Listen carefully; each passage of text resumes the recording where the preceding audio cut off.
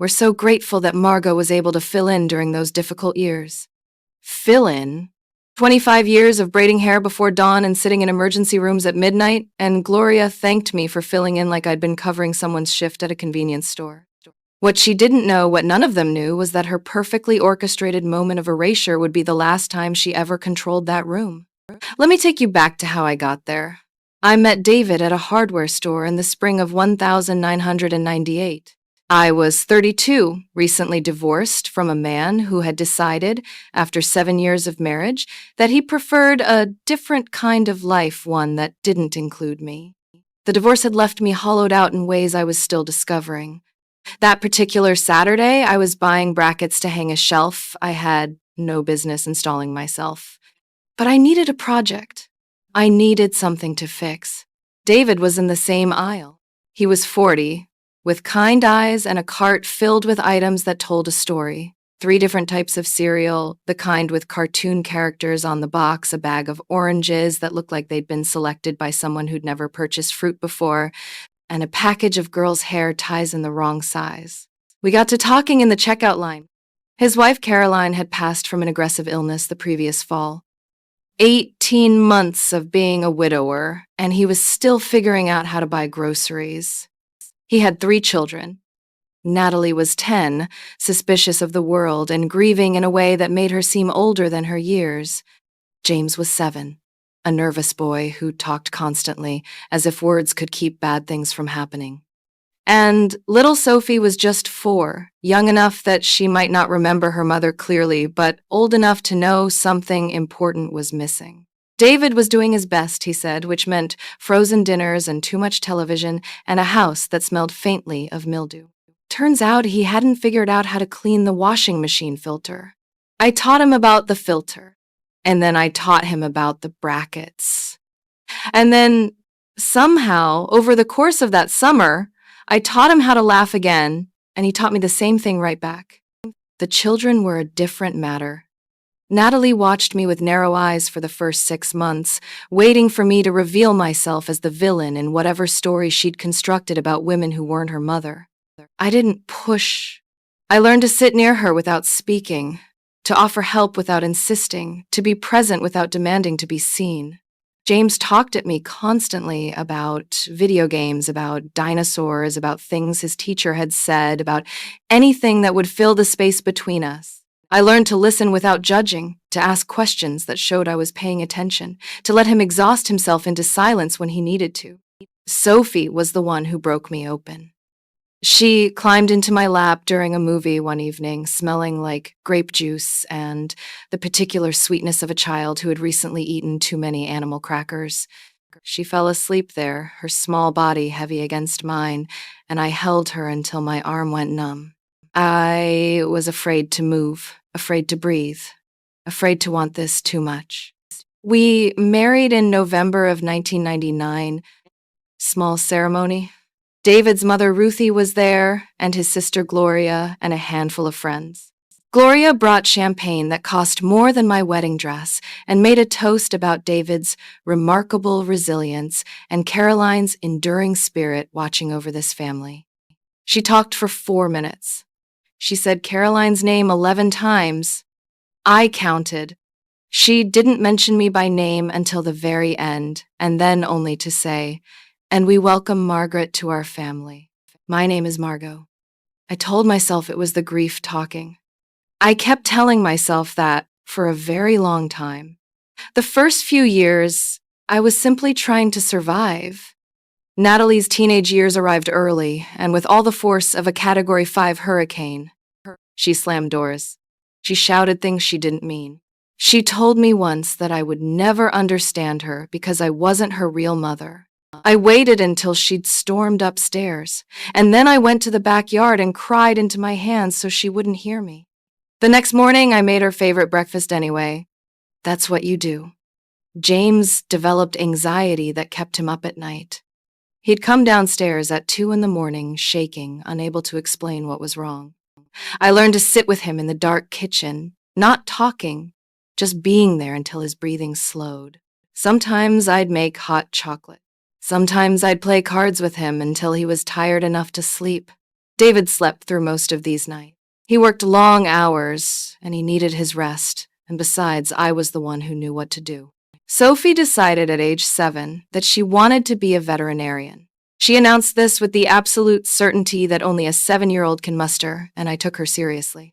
I drove her to every farm, every animal shelter, every petting zoo within a 2-hour radius so she could touch animals and ask questions. I sat with her while she researched veterinary schools at age 9, making careful notes in her wobbly handwriting. I saved those notes. I still have them. David provided for us, and he loved us, I never doubted that. But the daily logistics of childhood fell to me. The permission slips and the parent-teacher conferences, the friendship dramas and the science fair projects, the orthodontist appointments and the driving lessons, the conversations about puberty and heartbreak and what to do when your best friend betrays you. All of it mine. And to Gloria, I was always the understudy, the woman in the wings, waiting for the real star to return. Except the real star was never coming back, and Gloria couldn't accept that. The first Christmas after we married, she gave each child a framed photo of Caroline. Beautiful photos, I'll admit. Caroline had been stunning dark hair, a smile that cameras loved, the kind of face that looked good in candid shots. But Gloria presented them in front of everyone, at the family gathering, narrating each one like a museum docent.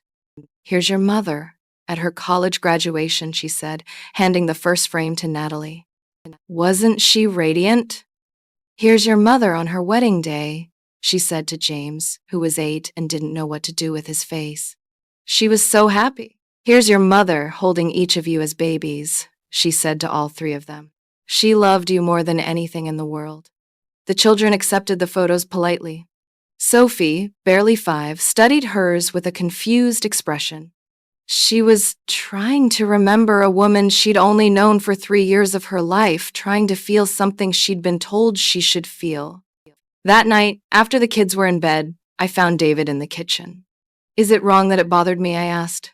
He pulled me close and said Gloria loved Caroline. "She's grieving in her own way." "But it's been over 2 years," I said. He didn't have an answer for that. I believed him anyway. I needed to believe him. The second year, Gloria established what she called the memory table at Thanksgiving. A small table in the corner of her formal dining room, draped in white linen, with photos of Caroline, a pillar candle, and a framed copy of Caroline's favorite poem. The children were expected to visit the table at some point during the meal and share a memory. Natalie, 12 by then, shared a memory about Caroline making pancakes on Saturday mornings. She spoke mechanically, as if reciting from a script. James, 9, burst into tears and said he couldn't remember anything. Gloria patted his hand and said, "That's all right, sweetheart. That's what the photos are for." Sophie, 6, didn't understand the assignment. She wandered over to the table, looked at the photos, and said, "I remember this dress." She was pointing at a photo of me and Caroline side by side at David's company picnic the year before Caroline got sick. I was in the background. I wasn't supposed to be the memory. Gloria's smile tightened. "That's Margot, dear. We're remembering your mother." Sophie looked confused. "But Margot's my—" Natalie grabbed her hand and pulled her away. Something passed between the 2 sisters, a look I didn't understand at the time. But Gloria's eyes found mine across the room, and in them I saw something that wasn't grief at all. It was triumph. She had won a game I didn't even know we were playing. By the 5th year, the pattern was set in stone. Every family gathering had its Caroline moment, carefully orchestrated by Gloria. The anniversary of Caroline's passing became an unofficial family holiday, complete with a dinner at Gloria's house where everyone was expected to share stories. Caroline's birthday was marked with flowers at her grave, which Gloria insisted the children attend even when they had conflicting school events. Once, James had a crucial debate tournament on the same day. He'd been preparing for weeks. It was the regional championship, and his team was depending on him. Gloria insisted he could do both: visit the cemetery in the morning, compete in the afternoon. The timing was impossible. He had to choose. David said it was James's decision. Gloria said some things were more important than competitions. James went to the cemetery. His team lost by 2 points. He didn't cry about it, but he stopped talking about debate entirely after that. He quit the team the following month. I never said anything, but I have never forgiven Gloria for that. Mother's Day became a minefield I learned to navigate with my eyes closed. The children made me cards and picked me flowers from the garden. Sophie once gave me a handful of dandelions she'd gathered at recess, and I pressed them in a book like precious gems. But Gloria always arrived at the family gathering with a single white rose for each grandchild to place at the memory table. She'd kiss their foreheads and murmur something about their real mother watching from heaven. I learned to be in the kitchen during these moments, washing dishes that didn't need washing, checking on food that didn't need checking. Because if I stayed in the room, I might say something I couldn't take back, and I'd promised David I would keep the peace. When Natalie was 16, she asked me a question that nearly broke me. She was sitting at the kitchen table, pretending to do homework. I could tell she wasn't absorbing a word of the textbook in front of her. Without looking up, she said, "Do you ever feel like you're competing with a ghost?" I put down the dish towel. I sat across from her. I chose my words more carefully than I had ever chosen anything. "I'm not trying to replace your mother," I said. "I'm just trying to be here. For you, for all of you." She looked up then, and her eyes were Caroline's eyes. David had shown me enough photos to know. But her expression, that mix of frustration and tenderness and something like guilt, that was all her own. "I know," she said. "I know you're not trying to replace her. But Aunt Gloria doesn't see it that way. And She trailed off. "You what?" I asked gently. She was quiet for a long moment. "I get tired of pretending you're just the babysitter," she finally said. "When you're the one who actually shows up." And then she went back to her homework and we didn't speak of it again. But I knew, and more importantly, I knew that she knew. That single sentence sustained me through years of Gloria's memory tables and anniversary dinners.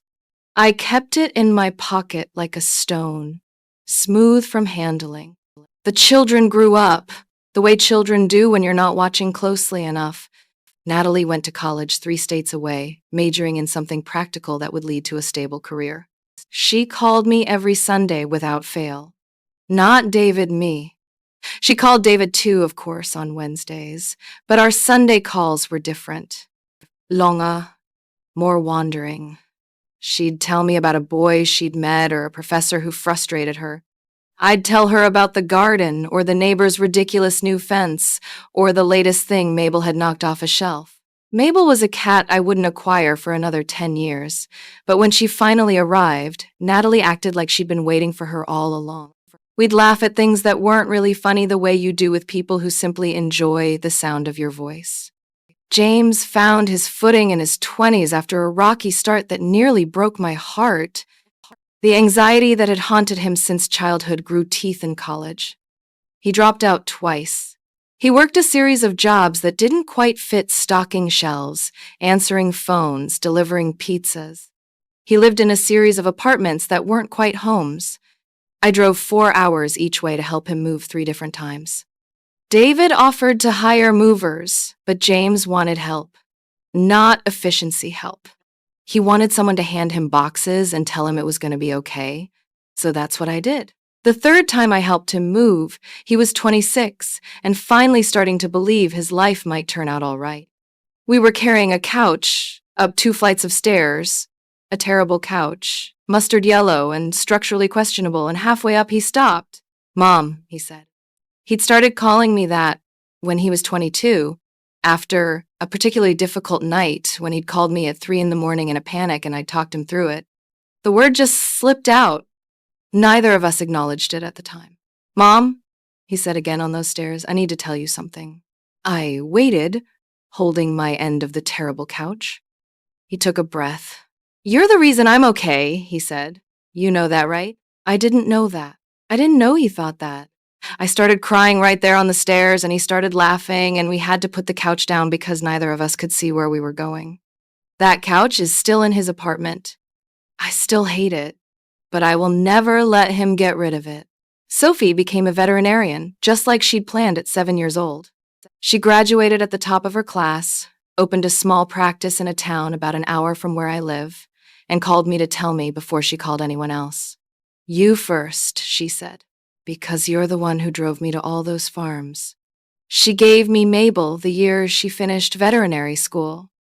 A gray cat with green eyes and an attitude that suggested she was doing me a favor by living in my house. For you, Sophie said when she handed me the carrier. Because you always took care of everyone else's animals and never had one of your own. I cried. I'm not ashamed of that. These were my children. Not biologically, not legally, especially not after David's passing 3 years ago. But in every way that mattered, they were mine and I was theirs. Which brings me to Gloria. After David died a heart attack, sudden, at 65 I expected things to change. Without David as the connecting thread, I assumed Gloria and I would drift into a polite distance. A Christmas card here, a birthday text there. The natural fading that happens when the person who bound you together is gone. But Gloria had other plans. She announced 6 months after the funeral that she would be hosting monthly family dinners. To keep us connected, she said. To honor David's memory.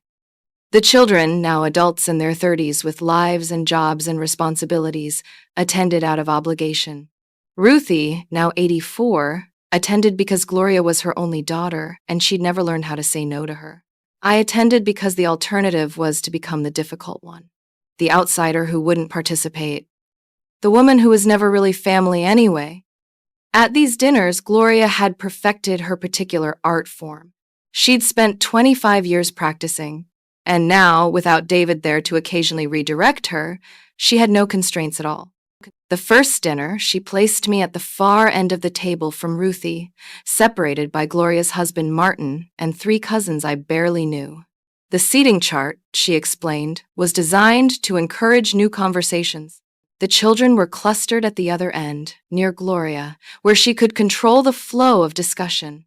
I spent the meal talking to Martin, who had approximately 3 topics of conversation, all related to golf. Did I play? I did not. Would I like to learn? I would not. Had I seen the recent tournament? I had not. Did I know that the 14th hole at the club was considered the most challenging in the county? I did not know that, and I had lived my entire life without this knowledge just fine. We ran out of things to say before the salad course was finished. I have never been so grateful for a breadbasket. At the second dinner, Gloria unveiled her latest project. She'd been going through old photos, she said, digitizing them for the family. She passed around her tablet, showing images she'd scanned. All of them featured Caroline. Here's Caroline at the beach, she said to the table. This must have been when Natalie was about 2. Look at that smile. Natalie caught my eye from across the table. She looked away quickly, but I'd seen something in her expression. Exhaustion. The same exhaustion I felt in my bones. The third dinner featured a game Gloria had invented. She'd written prompts on little cards distributed at random. Share a favorite memory from childhood. What family tradition means the most to you? What would you want future generations to know about our family? The questions were phrased neutrally, but Gloria had a gift for steering answers toward her preferred destination. When James drew a card and shared a memory about learning to ride a bike, Gloria nodded approvingly. Your father taught you on that blue bicycle, she said. Your mother picked it out. She had such good taste. James's memory had been about me. I was the one who ran alongside him for hours, holding the back of the seat. I was the one who bandaged his knees when he fell. I was the one who cried with pride when he finally rode all the way down the block. But Gloria had rewritten it in real time, and no one corrected her. James met my eyes. He looked like he wanted to say something. I gave the smallest shake of my head. Not here. Not now. Not worth it. He looked away. At the 4th dinner, Sophie arrived late and flustered. She'd had an emergency at the clinic, a dog with complications, touch and go for hours. She texted Gloria to let her know she'd be delayed. Gloria made a show of concern when Sophie finally arrived, but her voice carried that edge I'd learned to recognize. "I wish you'd called," she said. We held dinner for 20 minutes. Sophie apologized, still in her scrubs, exhausted and worried about the dog. Gloria patted her arm. "Your mother was never late," she said. "She was always so punctual. Even when you children were small, she managed to be on time for everything. It wasn't meant to be cruel. Or at least, Gloria would have said it wasn't. It was simply Gloria's way. Every observation, every conversation, every moment bent toward the same conclusion. Caroline was perfect, and I was the inadequate replacement." Sophie met my eyes across the table. And in that moment, I saw something new. Not exhaustion. Anger? Real burning anger. But we all said nothing. We had become a family of people who said nothing while Gloria said everything. Then came the announcement. It arrived 3 months before Ruthie's 85th birthday, in the form of an elaborate invitation Gloria had custom designed. She mailed them to each of us, even though we all lived within an hour's drive. The invitation was heavy cardstock, embossed, probably more expensive than the gifts most people would bring. "You are cordially invited to celebrate the extraordinary life of Ruth Ellen Mercer," Gloria had written. 85 years of love, faith, and family. Inside was a separate card explaining Gloria's vision. She was planning a celebration to end all celebrations. A catered affair for 50 guests at a rented country club. A professional photographer, a DJ, and the centerpiece, a family legacy presentation that Gloria had been working on for months. A celebration of everything our family has been and will be, she wrote. I called Natalie that evening. "Did you see the invitation?" I asked. She sighed, a sound that carried decades of weariness. "I saw it. Your aunt's planning a legacy presentation." "I know. A legacy presentation," I repeated. "For Grandma. Curated by Gloria." "Mom?" Natalie had called me that since she was 19. The word had arrived one afternoon without ceremony or explanation. She'd simply said it, and I'd absorbed it, and we'd never discussed whether it was appropriate. But every time she said it, I felt something loosen in my chest. "Mom," she said again, "we know what Gloria's doing. We've always known." I was quiet for a moment. The kitchen was silent, except for Mabel's purring. "What do you mean?" I asked. "Can I call you back tomorrow? I need to talk to James and Sophie first." She hung up, and I didn't sleep well that night. I kept replaying her words. "We know what Gloria's doing. We've always known." What did they know? And what, after 25 years of careful silence, were they finally planning to do about it? The next 3 months passed in a strange, suspended state. Gloria threw herself into party planning with the intensity of someone preparing for a military campaign. She called me twice to discuss logistics, and both calls felt less like conversations than like receiving orders from a commanding officer. I was assigned to coordinate with the caterer on the day of the event, to arrive early and help set up chairs, to manage the gift table, tasks that would keep me busy, useful, and peripheral. I did not argue. I had learned, over many years, that arguing with Gloria only gave her ammunition for later. Better to comply quietly and preserve my energy for the things that actually mattered. The children were assigned different roles. Natalie was asked to give a toast in honor, Gloria called it. James was asked to create a slideshow of family photos from Gloria's carefully curated collection. Sophie was asked to bring flowers with very specific instructions about the arrangements Gloria wanted. But something was different this time. The children were in constant communication with each other. I saw their group text lighting up Sophie's phone whenever she visited, though she always tilted the screen away when she caught me looking. They met for lunch together twice that I knew of, which was unusual. They were close, my three, but they were also busy adults.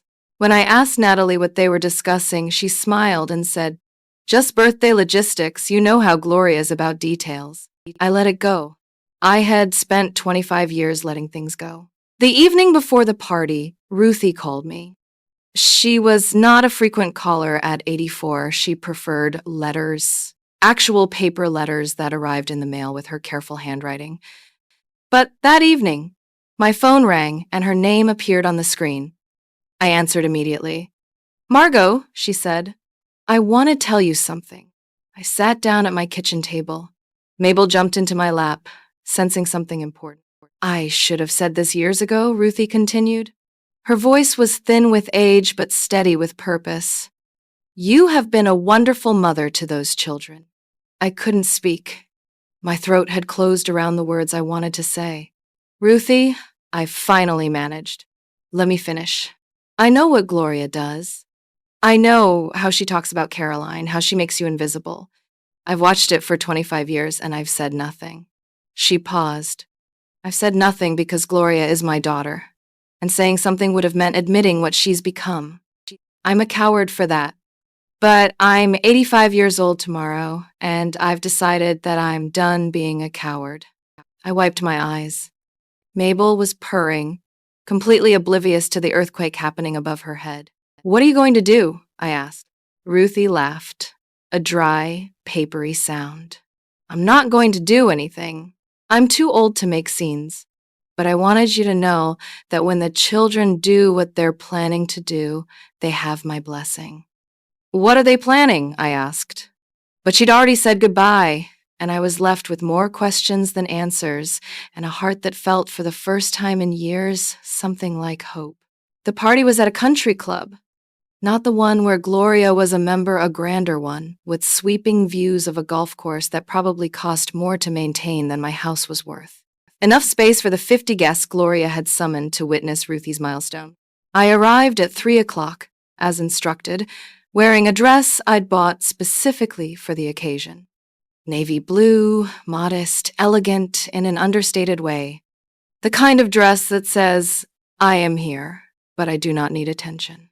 Gloria was already there, directing the catering staff with the precision of a general. She glanced at me when I walked in. "The gift table needs to be moved 6 inches to the left," she said. No greeting. No thank you for coming early. Just an order and an expectation of compliance. I moved the gift table 6 inches to the left.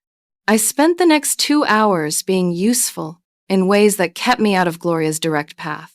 I helped the photographer understand which family members were, which I guided arriving guests to the coat check. I made sure Ruthie, when she arrived in a wheelchair pushed by an aide from her facility, was comfortable and had everything she needed. Et blankel for her legs, her reading glasses, a cup of tea at exactly the temperature she preferred. By 6 o'clock, the room was full. 50 people milling about with glasses of wine, admiring the decorations. Gloria had chosen white roses everywhere, very elegant, probably costing more than most people's car payments. The children arrived together, which was unusual. Normally they drifted in at different times, catching up between courses, but tonight, they walked through the door as a unit. Natalie in a green dress that brought out her eyes, James in a sport coat I'd never seen before, Sophie still in her clinic scrubs because she'd come straight from an emergency. They found me immediately. Natalie hugged me longer than usual, long enough that I felt her heartbeat against mine. James squeezed my shoulder and said, "You look beautiful, Mom." Sophie whispered, "Trust us." And then they dispersed, each moving to their assigned positions. And I was left with the strange feeling that something had been communicated in a language I didn't quite speak. The program began at 7. Gloria had rented a microphone and arranged a small stage at the front of the room. She stepped up, radiant, in a dress that probably cost more than my entire wardrobe, and began her opening remarks. She thanked everyone for coming. She praised her mother's legacy. She talked about family, about tradition, about the importance of remembering where we came from. She spoke for 12 minutes before introducing the main event. And then came the legacy presentation. The lights dimmed. A screen descended from the ceiling. And for the next 20 minutes, Gloria narrated a slideshow that James had supposedly created, but that bore every mark of Gloria's heavy editorial hand. It opened with photos of Ruthie as a young woman, beautiful, hopeful, full of the promise of a life ahead. Then came photos of Gloria and David as children gap-toothed and grinning. Then David's wedding to Caroline. The slideshow lingered here. Multiple images, each one showing Caroline's dress from a different angle, Caroline's smile, Caroline's radiant joy. Gloria's voice caught as she narrated. The love they shared, she said, was truly something special. Then came the children. But every photo of the children included Caroline. Caroline holding baby Natalie in the hospital. Caroline and toddler James building sandcastles on a beach. Caroline, visibly pregnant with Sophie, glowing with anticipation. And then Caroline was gone from the photos because Caroline had died. But Gloria's narration continued as if she hadn't. As if Caroline was merely off-screen, waiting to return. These children, Gloria said, her voice thick with practiced emotion, are Caroline's greatest legacy. She would be so proud of who they've become. I stood at the back of the room. Near the gift table, I'd positioned exactly 6 inches to the left, in the shadows where Gloria had placed me. On the screen, my 25 years of motherhood had been compressed into a single slide. A single sentence. And of course, we're grateful that Margot was able to fill in during those difficult years. Fill in. The words hung in the air. A few people in the audience glanced back at me. Most did not. The slideshow ended with a photo of Ruthie surrounded by her grandchildren, all 3 of them, smiling, their arms around their grandmother. I had taken that photo. I was not in it. Gloria called for applause, and the room obliged, because that's what rooms full of polite people do. And then Gloria smiled and said, "And now, I believe Natalie has a toast prepared." I watched Natalie walk to the stage. Her green dress caught the light. Her face was calm, but I knew her. I knew every variation of that face after 25 years. The set of her jaw, the steadiness in her eyes. She was not calm. She was ready. She took the microphone from Gloria, who stepped aside with the satisfied expression of someone whose production was going exactly as planned. "Thank you, Aunt Gloria," Natalie said. Her tone was perfectly pleasant. Only someone who knew her well would have heard the edge. That was quite a presentation. She paused. "Before I give my toast, I have to confess something." The room went still. "James and Sophie and I have been keeping a secret." Gloria's smile flickered, just slightly. "We made our own slideshow," Natalie continued. "We've been working on it for months, and we'd like to share it now." It wasn't a question. She was already gesturing to James, who was moving toward the laptop. Gloria stepped forward, her heels clicking on the polished floor. "Natalie, sweetheart, this isn't..." But the screen was already changing, and the first image was me. It was me at the kitchen table in 1999, helping Natalie with homework. I remembered that night her math assignment had been impossible, and we'd stayed up until 11 working through it together. Both of us increasingly frustrated, both of us laughing by the end. I didn't even know a photo existed. "This is our mom," Natalie said into the microphone. Her voice was steady, but I could see her hands trembling. "Her name is Margot, and this is her story." The room went absolutely silent. I couldn't move. I couldn't breathe. On the screen, photos cascaded. Me teaching James to tie his shoes, kneeling on the kitchen floor, patient and patient and patient. Me braiding Sophie's hair before her first day of kindergarten, both of us nervous, both of us pretending not to be. Me in the stands at Natalie's soccer games, cheering until my voice gave out. Me at James's debate tournaments, in the back row with my fingers crossed. Me at Sophie's veterinary school graduation, crying before she even walked across the stage. 25 years of moments I'd lived but never seen documented. Because I was always the one holding the camera. I was always the one making sure everyone else was captured, remembered, preserved. And somehow, without my knowing, my children had been capturing me back. James took the microphone from Natalie. "Aunt Gloria's presentation was about biology," he said. "About genetics. about where we came from. And that's fine. We loved our biological mother. We honor her memory. But biology isn't the whole story. His voice cracked slightly, and he cleared his throat. Biology is who gave us life, he said. This presentation is about who taught us how to live it. Sophie joined her siblings at the front of the room. She didn't take the microphone, but she didn't need to. Her presence beside them was statement enough. A photo appeared that I'd never seen before. It was from James's college graduation, the second attempt, after he'd finally earned his degree at 26. He'd struggled so hard to get there. And in the photo, I was hugging him, and we were both crying, and his diploma was crumpled between us because neither of us cared about keeping it pristine. I didn't know who took this, James said. Sophie did, Natalie answered. She snuck it because she knew it mattered. The photos continued. Christmas mornings with wrapping paper everywhere. Beach vacations where everyone was sunburned and sandy and happy. Hospital waiting rooms where I sat beside them through stitches and x-rays and the time Natalie had appendicitis at 14. Ordinary Tuesday dinners around the kitchen table. The stuff of life. The stuff Gloria had never thought to photograph because it didn't fit her narrative. And then the screen went dark. Natalie spoke again. We don't have a biological mother anymore. She died when we were young, and that's a loss we carry with us. But we have a mom. We've had a mom for 25 years. She turned and looked directly at Gloria. And we're done pretending otherwise. Her voice was steady. Her eyes were not. We're done letting you pretend otherwise, Aunt Gloria. The silence stretched. Gloria's face had gone pale. Her lips were moving, but no sound came out. 50 people frozen in their chairs, afraid to breathe, afraid to choose a side. And then Ruthie spoke.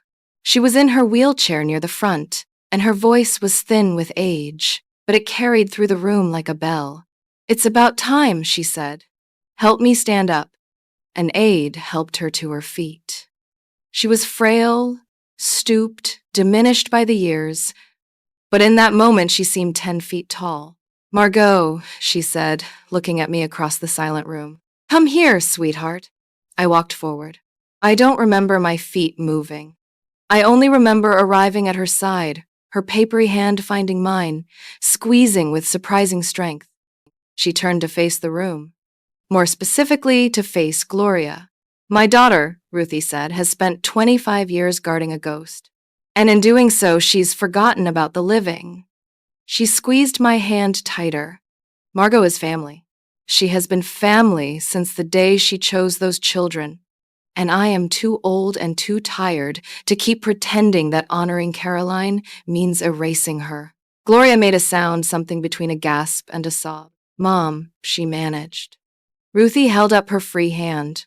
I'm 85 years old, Gloria. This is my party. And I'm telling you the truth because I don't have time left to waste on lies. The silence stretched. And then, slowly, the room began to shift. Martin Gloria's own husband, the one who only ever talked about golf, walked over and stood beside Ruthie and me. He didn't say anything. He didn't need to. A cousin I barely knew did the same.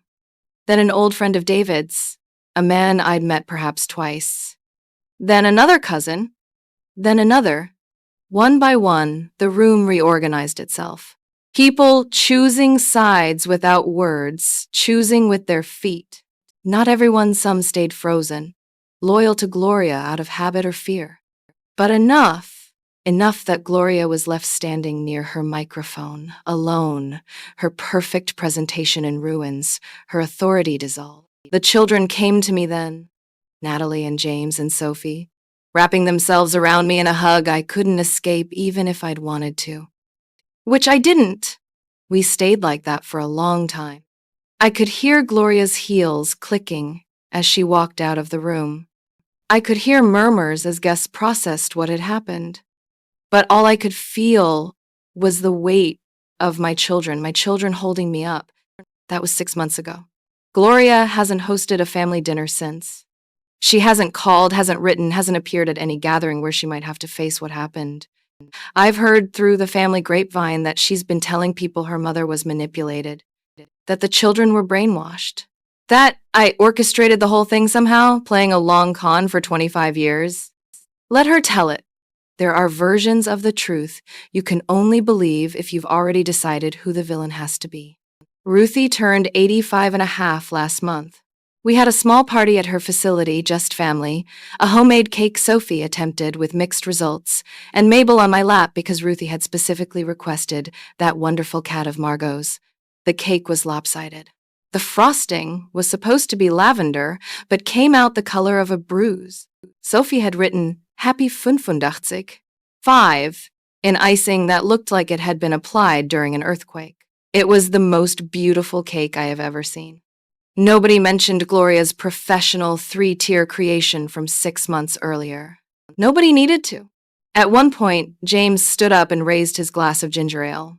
To Grandma, he said. And to the women who raised us? Women, plural. Ruthie caught my eye from across her tiny room. That was no accident, her expression said. The children have started something new.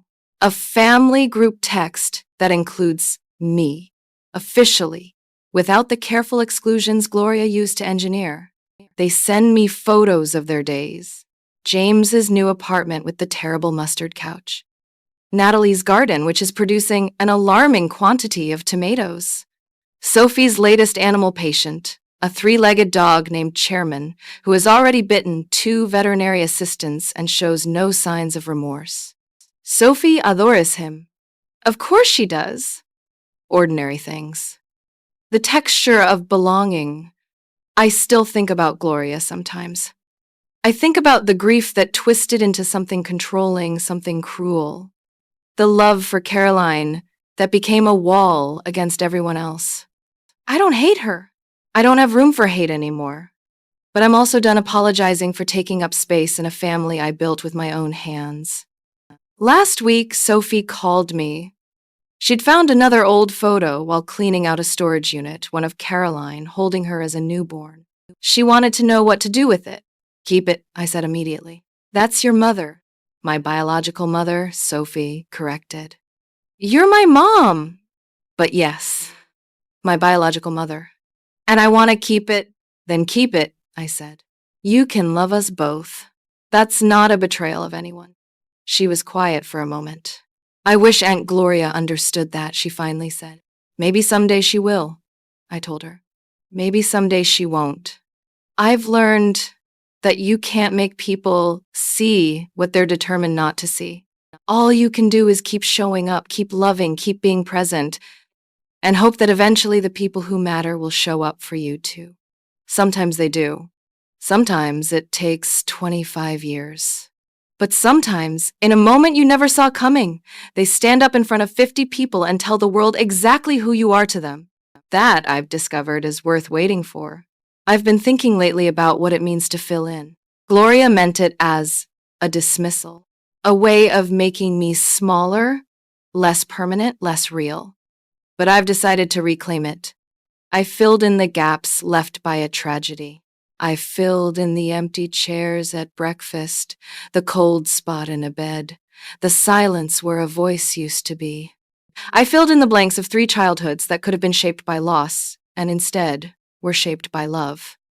So yes, Gloria, I filled in, and I would do it all again. Sometimes I wonder if she understands what she missed.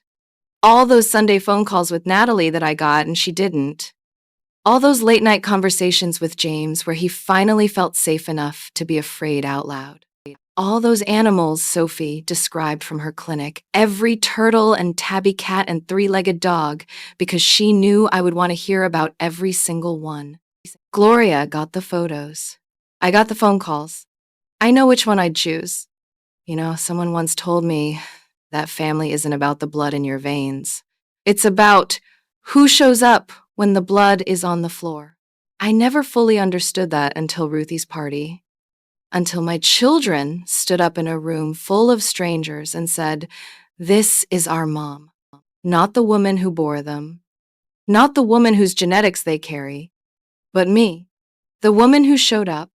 I'm sitting on my porch this evening, watching the light turn from gold to amber to that deep blue that arrives just before dark. Mabel's on my lap. purring like a small engine that needs a tune-up. Tomorrow, Natalie's coming for lunch. Sunday, James will call the way he always does. Next week, I'm driving to Sophie's clinic to help paint the waiting room. She's picked a green that's going to look either wonderful or terrible, and I can't wait to find out which. This is my life now. Not the one I imagined when I was 32 and buying shelf brackets I didn't know how to install. Better than that. Fuller than that. A life filled in by love. I wonder if you've ever had someone try to erase you. Make you smaller than you are, fit you into their version of a story that was never yours to begin with. And I wonder if you're still waiting for someone to see the truth. Next time, I'll tell you about a woman named Phyllis who spent 40 years quietly building a life that someone tried to steal in a single afternoon. It's a story about what happens when the person you trusted most turns out to have been keeping score all along. Come back when you're ready. I'll be here.